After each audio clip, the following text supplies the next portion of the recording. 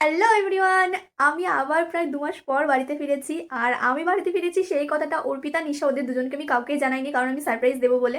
বরাবরই আমার সারপ্রাইজ দিতে ভীষণ ভালো লাগে। তো ওদের রিয়াকশনটাই দেখার আমি ভীষণ ওয়েট করে আছি। আমি ওদেরকে বাড়ি গিয়ে এবার সারপ্রাইজ দেবো, এবার একটু অন্যরকম করে। মানে এর আগের বার একবার আমি সারপ্রাইজ দিয়েছিলাম, সেটা হচ্ছে দুজনকে ডেকে একসাথে।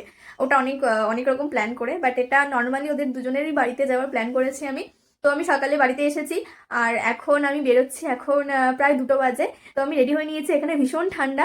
তো চলো, কলকাতাতে তেমন একটা ঠান্ডা ছিল না। তো চলো আমি এবার যাই ওদের বাড়িতে, ওদের রিয়াকশনটা দেখবো, তাদের সাথে তোমাদেরকেও শেয়ার করবো। চলো দেখতে থাকো।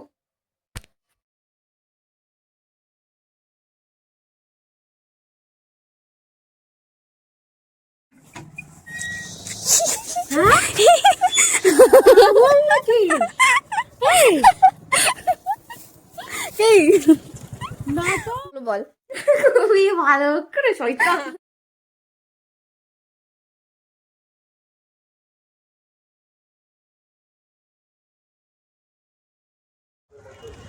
এখন আমরা যাচ্ছি নিশুরানির বাড়িতে ওকে সারপ্রাইজ দিতে। কোথায় ও?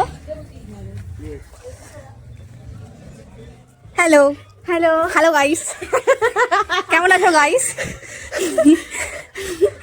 হ্যালো।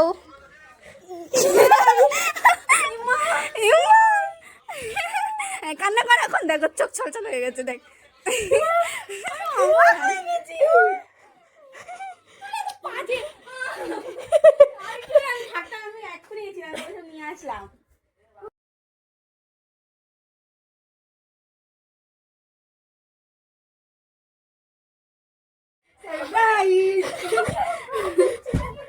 এই যে এই মেয়েটা খুব শয়তান।